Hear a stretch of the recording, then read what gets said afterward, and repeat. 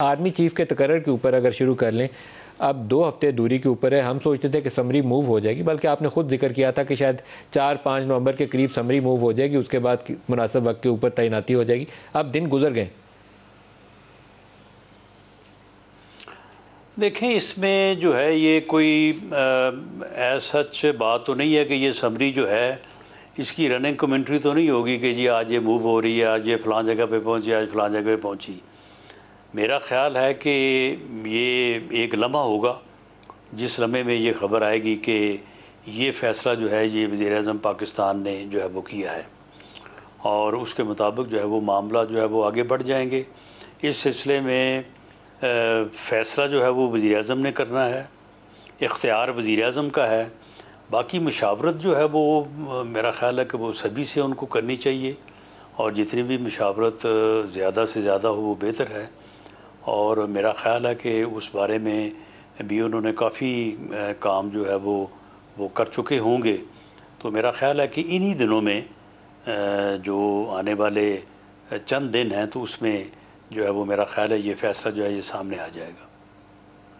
Sir, पहला step उसका जो है ना, आप सोशल मीडिया हॉस्पिटल में रहें, आपकी नज़र नहीं पड़ी होगी, लेकिन उसके ऊपर बहुत ज़्यादा क्या सराहियाँ जा रही हैं। वो कहते हैं कि समरी नहीं वज़ारत दिफा से मूव होगी जब तक ये मामला सेटल नहीं हो जाता। क्या ऐसी भी सूरत हाल है?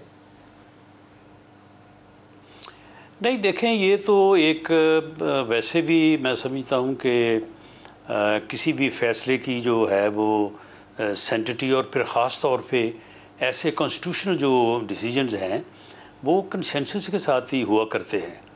और जब तक आर्मी की लीडरशिप और political leadership means prime minister, तो उनके दरमियान जो है वो जब तक किसी मामले पे ये कोई सरप्राइज़ तो नहीं देंगे वो एक दूसरे को, तो ये ऐसे ही होगा कि एक जो है वो जिस कंसेंसस पे पहुंचेंगे तो उसके मुताबिक जो है वो उस मामले को जो है वो समरी मूव होगी। और जैसे ही समरी मूव होगी तो उसके बाद जो है वो वज़ीर-ए-आज़म हाउस में जो एक फॉर्मेलिटी है कि वहाँ पे नए आर्मी चीफ़ की जो है वो मुलाकात होगी।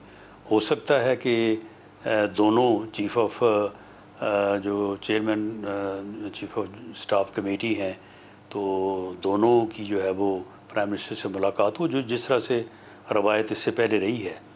तो ये तरीक़ाकार जो है ये सर, आप कंसेंसस का जिक्र कर रहे हैं, तो कंसेंसस जो है वो लॉ की रिक्वायरमेंट नहीं है।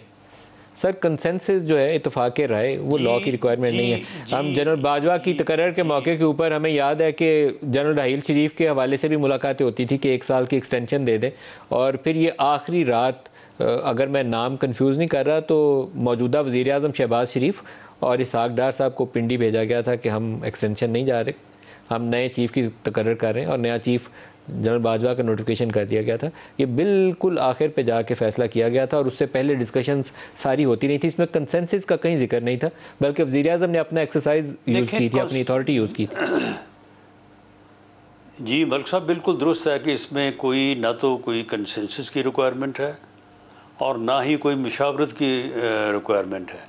इसमें समरी मूव होनी है, उस समरी में जो भी 3-4 नाम सीनियर हैं वो जाएंगे, और स्वाबदीद जो है वो वज़ीर-ए-आज़म की है।